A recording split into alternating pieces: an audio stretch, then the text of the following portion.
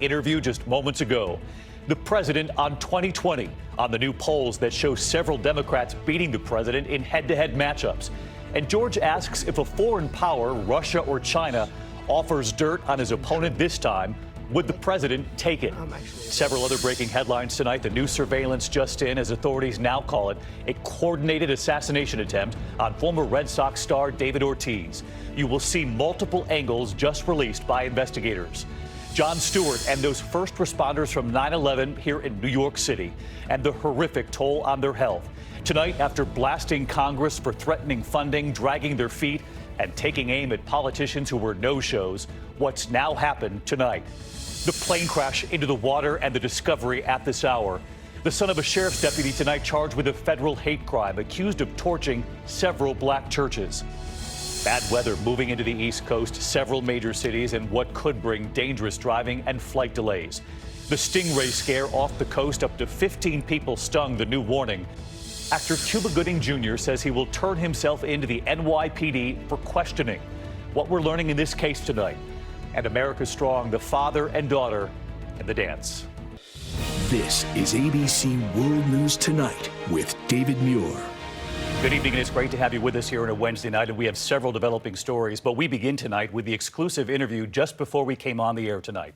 President Trump with our George Stephanopoulos, the president talking about the race for 2020 and those new polls getting a lot of attention that show several Democrats ahead of the president in head-to-head matchups. Joe Biden with the biggest lead over the president. Tonight, the president saying those polls are untrue and telling George he has a strong case to make to the American people on why he should be reelected. And George asking the president if the Russians, if China have dirt on his opponent this time around, would he entertain it or would he call the FBI? Let's get right to George live at the White House tonight, where this interview just wrapped up. George, good evening. David, good evening. It was an extraordinary 48 hours. Access like we've never seen before to the President of the United States on Air Force One, in that presidential limo, the beast, and in the Oval Office, where the president took on those polls he calls fake. As we walked into the Oval Office, President Trump had already tweeted about new polls showing him behind the Democrats, clearly not happy. Why does it bother you so much? Because it's untrue. I like the truth. You know, I'm actually a very honest guy. If I thought they were correct, I wouldn't be complaining at all. I understand that. It's like the witch hunt that goes on. The Russia investigation, a topic he raised first and returned to again and again. As he spoke in the White House over on Capitol Hill, Donald Trump Jr. was arriving to testify again. Are you here to correct your testimony? Nothing to correct it. Your son, Don Jr., is up before the Senate Intelligence Committee today. And again, he was not charged with anything.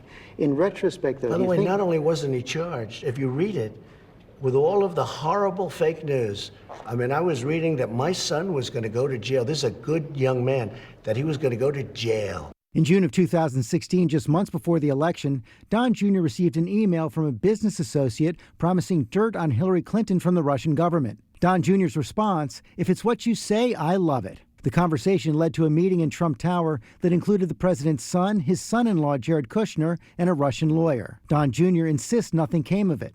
And Special Counsel Robert Mueller concluded there was not enough evidence to charge a conspiracy between the Trump campaign and Russia. And then the report comes out, and they didn't even say, they hardly even talked about it. Should he have gone to the FBI when he got that email? Okay, let's put yourself in a position. You're a congressman. Somebody comes up and says, hey, I have information on your opponent. Do you call the FBI? I don't think. Coming from I'll tell you Russia, what, you do? I've seen a lot of things over my life. I don't think in my whole life I've ever called the FBI. In my whole life.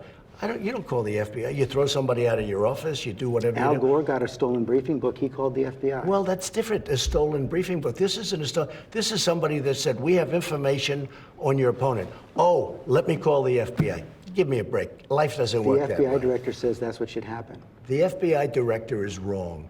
Your campaign this time around, if foreigners, if Russia, if China, if someone else offers you information on an opponent, should they accept it or should they call the FBI?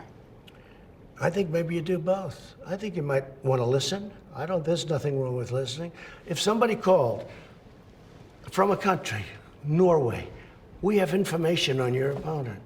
Oh, I think I'd want to hear it. You want that kind of interference in our elections? It's not an interference. They have information. I think I'd take it.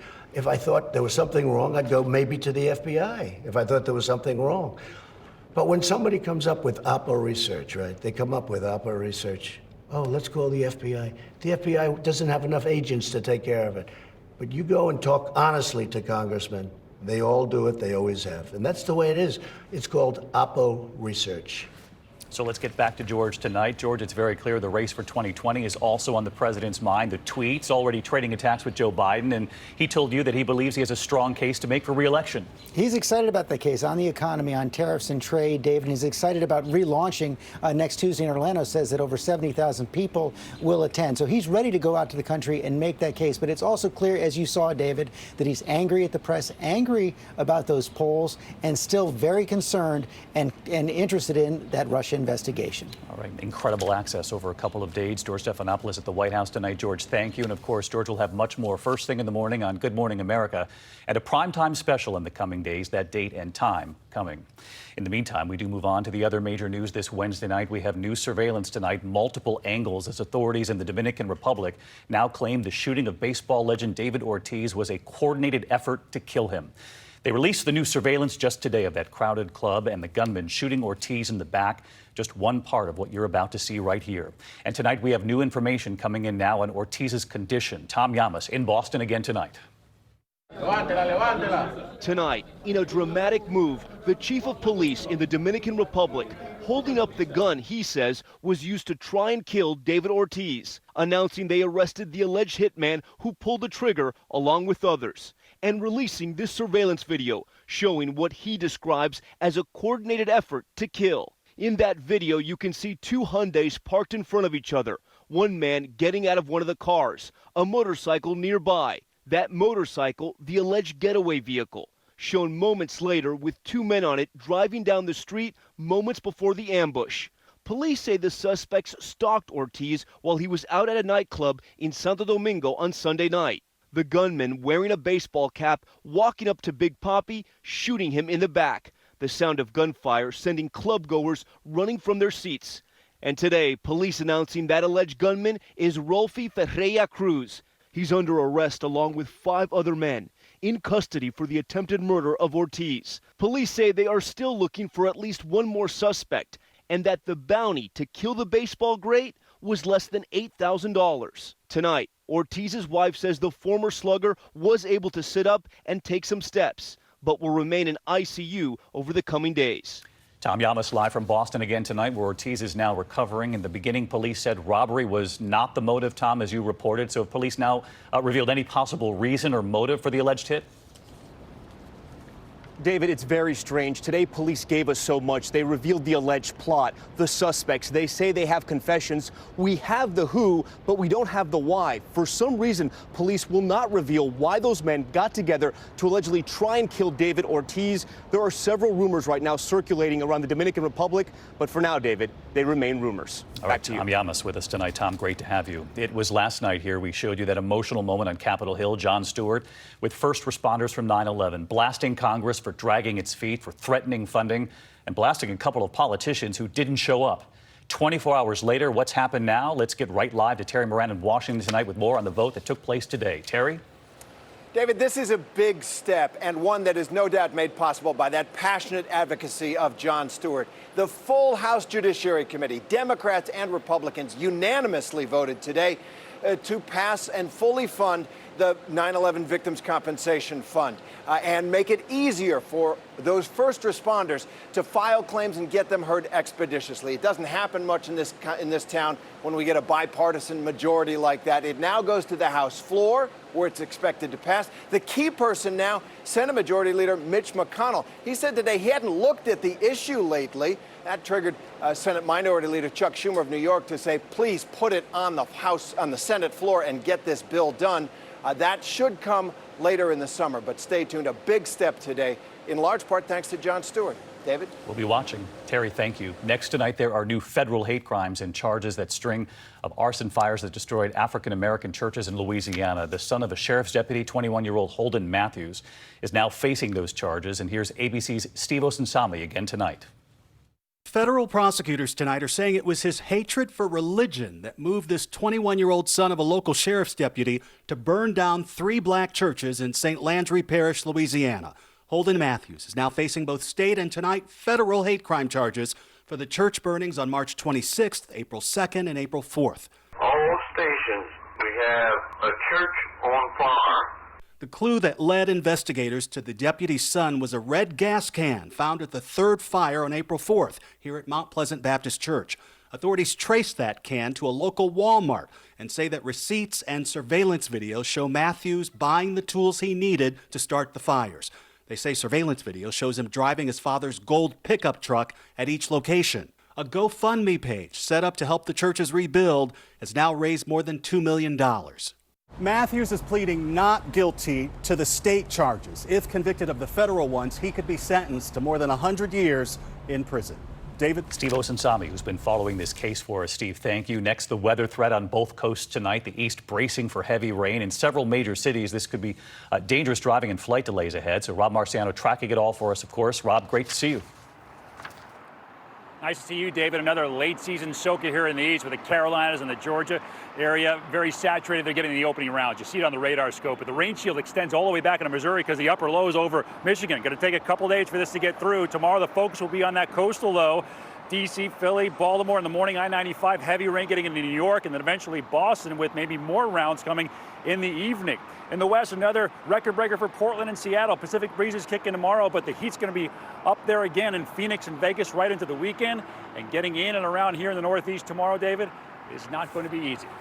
David? All right, Rob, thank you. Next to a major development in that college admissions scandal, a federal judge handing down the first sentence tonight to a coach who pleaded guilty. Prosecutors had asked for 13 months, but what that judge gave instead. ABC's Whit Johnson in Boston. Tonight, no prison time for the former Stanford University head sailing coach. Instead, a judge sentencing John Vandemore to just 1 day, time served, and 2 years supervised release as part of that college admissions scandal. This mistake impacted the people I love and admire most. Vandemore pleaded guilty to conspiracy to commit racketeering. In one case, prosecutors say he created a fake sailing profile for Chinese student Yusi Zhao after receiving a $500,000 bribe from the scheme's accused mastermind Rick Singer. Mid-September, I'm going to Stanford.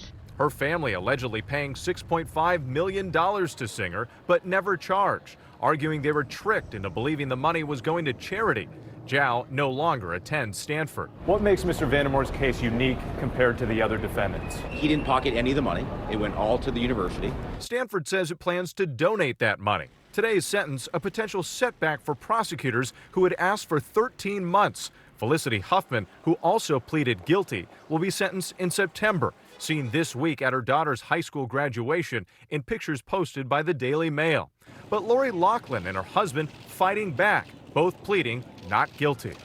And Whit Johnson joined us live tonight from the courthouse there in Boston. And Whit, prosecutors had asked for prison time, did not get it today. So a lot of folks are going to be wondering, what could this mean for Felicity Huffman and Lori Loughlin? Well, David, the judge today pointed out that the Stanford coach is likely the least culpable of all of the other defendants. With her guilty plea, prosecutors are recommending 4 months in prison for Felicity Huffman. Lori Loughlin and her husband could face years behind bars if convicted. David? Whit Johnson live tonight. Whit, thank you. Overseas this evening in those pictures from Hong Kong where tens of thousands are sending a message to China, protesting new legislation that would allow people to be sent to China for trial. Some protesters clashing with police who lobbed tear gas and rubber bullets. ABC foreign correspondent James Longman is on the scene tonight. Armed only with umbrellas and their youth, thousands of protesters clashing again with Hong Kong police.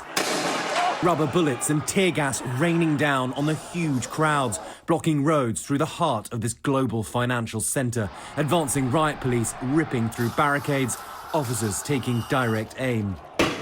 There's been this cat and mouse between police and the students all day, but now tear gas is being deployed. We've heard it just behind this building here. At least 72 in hospital, some with serious injuries. Fighting for their future, many we saw just teenagers, angry at a proposed extradition law which would send those wanted by Chinese authorities back to the mainland. They say it undermines Hong Kong's special status, and Beijing could use it to target political and economic rivals. The day ended with lawmakers suspending their debate as many couldn't reach the chamber. But the government here